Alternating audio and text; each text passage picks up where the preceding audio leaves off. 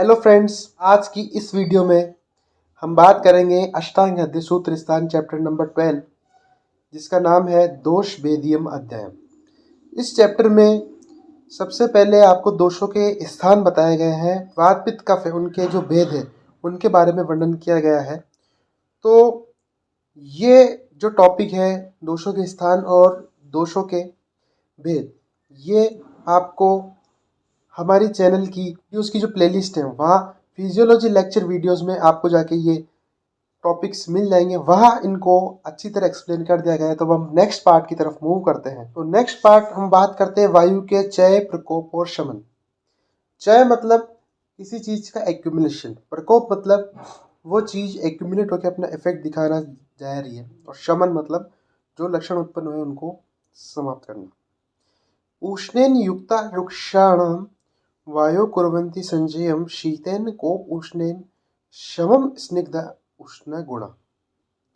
तो वायु के जो अष्टांग हृदय सूत्र स्थान फर्स्ट चैप्टर में तत्र रूक्ष लघु शीत खर सूक्ष्म चल अनिल, ये जो गुण बताए गए थे, इन गुणों के ऑपोजिट जितने भी गुण वाले द्रव्य होंगे या आहार होंगे वो वायु का वर्धन करेंगे। तो उष्णता से युक्त रूक्ष द्रव्य वायु का संचय करते हैं, शीत वायु के समान गुण है तो उससे वायु का प्रकोप होएगा, और स्निग्ध जो चीज है उनसे शमन होगा। यानी समान चीजों का यूज करोगे तो उसका संचय होगा।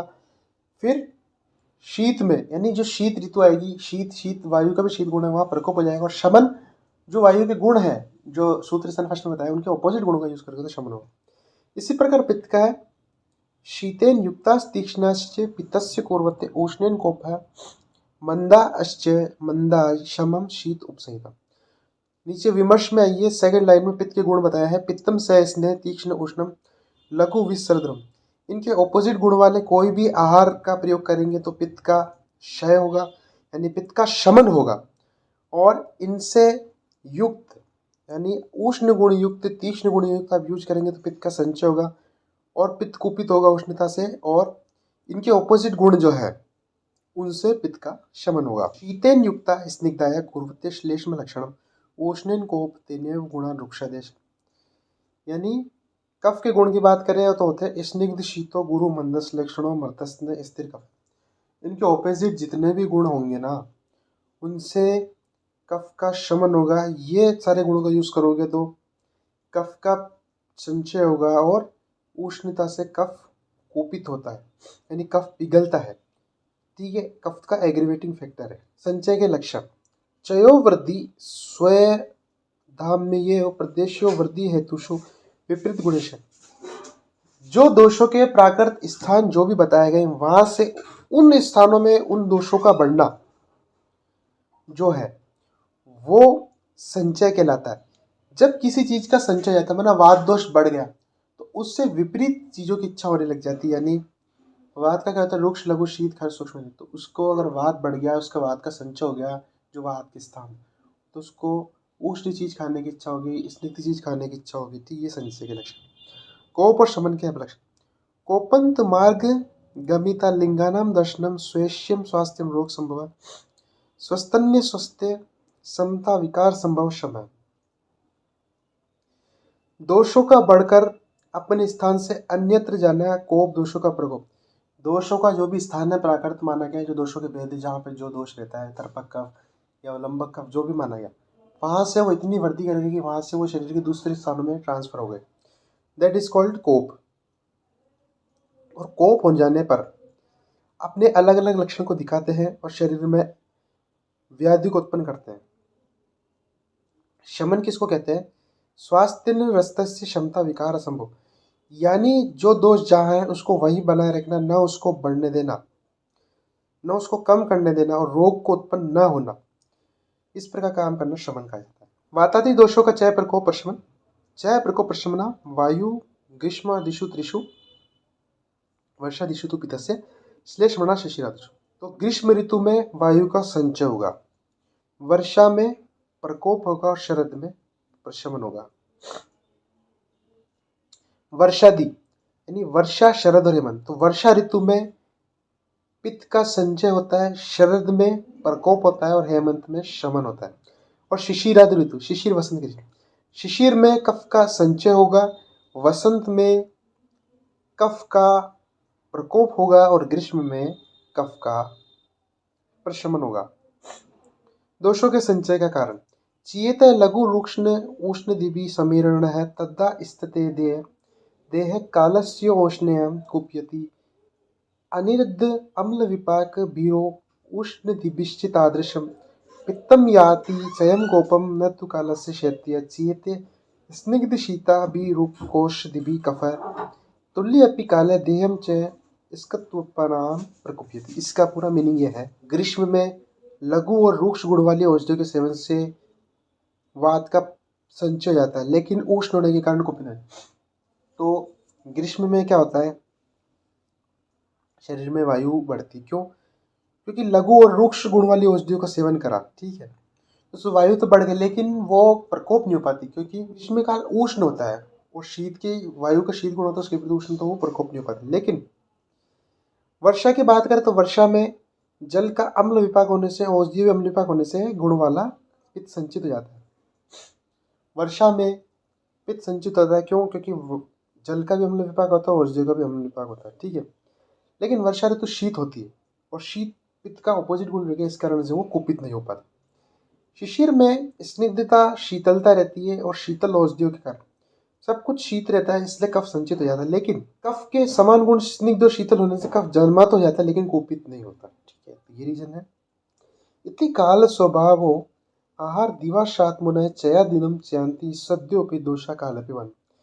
इस प्रकार जो संचय प्रकोप प्रशमन है वो ऋतु के स्वभाव के कारण होता है, लेकिन ऐसा जरूरी नहीं है। अगर आपने जो जो काल बताया उसमें कि इसमें संचय प्रकोप प्रशमन होता है, वहां आप आहार विहार का ध्यान करोगे तो हो सकता है कि वो चीज जो काल में बताई गई वो ना हो। और अगर आपने आहार विहार ढंग से नहीं करा तो जो प्राकृत काल बताए हैं दोषों के संचय प्रकोप प्रशमन, उनके अतिरिक्त कालों में भी इनका संचय प्रकोप प्रशमन हो सकता है, ठीक है। व्यापरंति सहसा देह माध मलकस्ततम निर्वर्तते तो कुपितो मलान जलोत, यानी जो भी कुपित मल है वो एक साथ संपूर्ण शरीर में फैल जाता है, लेकिन जल के समान थोड़ी थोड़ी मात्रा में लौटते, यानी दोष जब फैलते तो एकदम से फैल जाते हैं, लेकिन वो लौटते हैं जब जल के समान, जल से बहता तो तेजी लेकिन ऑपोजिट डायरेक्शन में वो आता है, तो वो धीरे धीरे आता है। तो उस प्रकार से दोष प्रकोप के कारण नाना रूपे संचय विकारो कुपिता मला तापयंती तनुम तस्माद्देव वाकृति साधनम शक्यम नेक कैशव वक्तुमतः सामान्य मुच्यते। अनेक प्रकार के और असंख्य विकारों से कुपित मल शरीर को कष्ट देते हैं, इसलिए एक एक रोग के हेतु आकृति और चिकित्सा बताना इसमें अतः सामान्य रूप में सबका कहा गया। यानी ये कह रहा है कि कई प्रकार से रोग कुपित होते हैं, उनके कई लक्षण होते हैं। तो कई बार ऐसा होता है किसी रोग को हम नहीं पहचान पाते या किसी पर्टिकुलर लक्षण को हम नहीं पहचान पाते किसी का रोग का है, तो उन्हें सामान्य रूप से सबको कहा गया, यानी सामान्य रूप से उनको बताया जाता है, उनका किसी से कंपेरिजन करके बताया जाए कि ये इसके समान लक्षण है या इसके समान व्याधि है, ठीक। दोषा एवं ही सर्वेशा रोगाम एक कारणम, सभी रोगों का कारण दोष ही होते हैं। यथा पक्षी परिवर्तनम सर्वत्र सर्वप्रियम छाया मतवेति नाथमिशाम यथावा कर्तन से मदम विकार जातम विविध तीर्ण गुणा प्रवर्तिति तथा स्वधातु विषय में निमित्त अपि सर्वदा विकार जातम त्रिदोषम। सभी दोषों का कारण वात पित्त कफ ही होते हैं। जिस प्रकार जो पक्षी उड़ता है वो चाहे कितना ही आकाश में उड़ ले लेकिन अपनी छाया को नहीं लांघ सकता, इसी प्रकार दो प्रकार के दोष, शारीरिक दोष और मानसिक दोष। मानसिक तो सत्व रजतम और शारीरिक वात पित्त कफ है, इनकी क्षय वृद्धि अगर हो गई, ठीक है, तो ये रोगों को उत्पन्न करेंगे। लेकिन ये जो क्षय वृद्धि होती है वो दोषों से ही होती है। जब तक वात पित्त कफ धातुओं को दूषित नहीं करेंगे या सत्व रजतम इतना नहीं बढ़ जाए कि ये धातुओं से इन्वॉल्व हो जाए, तब तक शरीर में रोग उत्पन्न नहीं हो सकता, ठीक है। तेषाम कोपेतु कारणम अर्थे साथ में संयोग कालम कर्म च दुष्कृतम हीन मिथ्या योग है वीरम। तो दोष प्रकोप के तीन कारण होते हैं। सबसे पहला साथ में इंद्रियार्थ संयोग, दूसरा काल और तीसरा परिणाम या कर्म।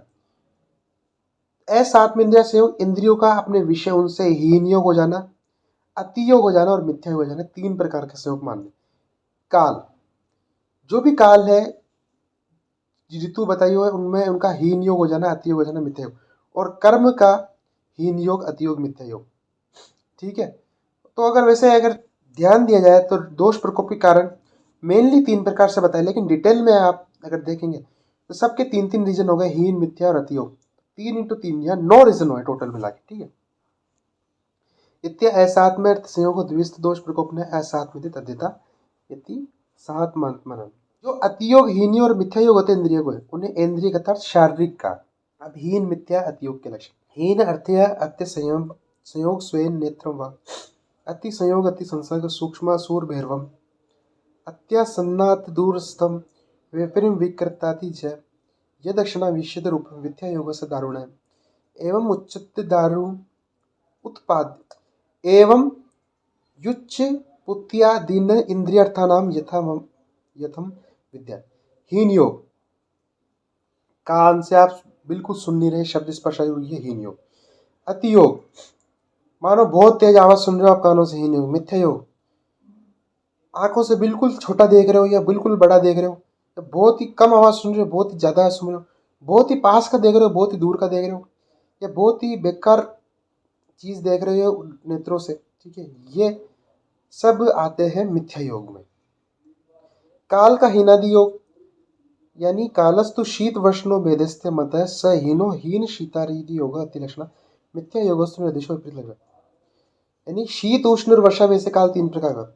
अब इनके लक्षणों से हीन होना है, जो लक्षण जिसमें होते हैं उनसे कम लक्षण पाए जाते हैं हीन योग, बहुत ज्यादा हो जाए तो अति योग, और जो काल के जो लक्षण बताए उनसे विपरीत लक्षण, यानी शीत में गर्मी पड़ रही है, गर्मी में शीत हो गई, वो मिथ्या योग, ठीक है। ये जो सारी चीजें हैं विमर्श में, ये चरक सूत्र की बात बताई गई है, ठीक है, और ये विमर्श सिखाई है। कर्म का हीन योग, कर्म 3 प्रकार के होते हैं, काय, वाक, वृत्ति।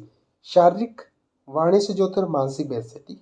कायादि कर्मणो हीना प्रवृत्तिहीन संज्ञा अति योगस्तु वृत्तिस्तु वेगदम धारणम विष्मांग क्रियारम नस्खलनदिकम भाषणम सामिति भूतकृत्यस्य राग वेशादिच्च कर्म प्रणाम ति पतादि दशिदा यच्च निंदितम मिथ्या योग समस्तु सावी है वा मूत्रम कवा कृत।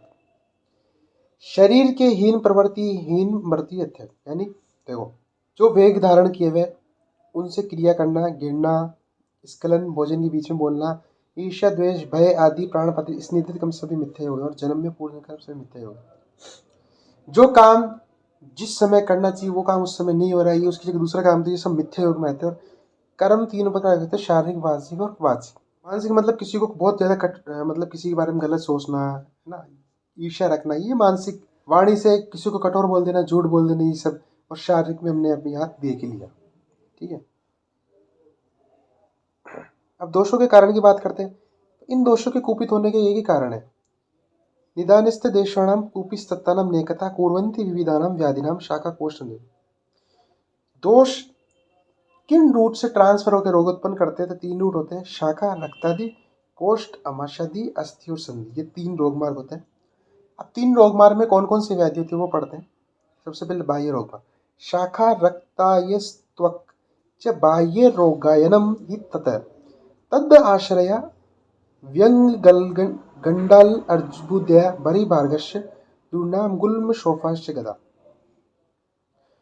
शाखा शब्द से रक्तादि धातु और त्वचा को लिया गया, जितने भी हमारी धातु है वो, उसके अलावा त्वचा, या रस को आपको नहीं लेना है, या त्वचा से लेना है, ठीक है। त्वचा प्लस जो धातु बच गई। इनमें क्या क्या रोग होते हैं, मश, व्यंग, गंड, अलजी, अर्बुद, ये सभी स्किन डिसऑर्डर्स जो होते हैं ये बाह्य रोग मार्ग में होते हैं। और एक और बात ध्यान रखनी है, अर्श, गुल्म, शोफ, ये सब रोग भी बाह्य रोग मार्ग में होते हैं। बात करते हैं कोष्ठ मार्ग के रोग। अंत कोष्ठो महास्त्रोत आम पक्वाश्य तस्चनम छर्दी अतिसार का श्वास ज्वर उदरा अंतर्मार्गम च शोफ गुल्म विसर्प विदृति। तो अंत मार्ग में एलिमेंट्री कैनाल, ये महास्त्रोत या अमाशय और पक्वाशय, ये 3 स्थानों में कोई भी रोग होता है तो इसमें आता है छर्दी हमारे, अतिसार, कास यानी खांसी, श्वास और एब्डोमिनल डिजीज उदर और ज्वर, ये अंत मार्ग के लोग हैं। लेकिन आपको एक चीज ध्यान रखनी है, शोफ गुल्म विसर्प।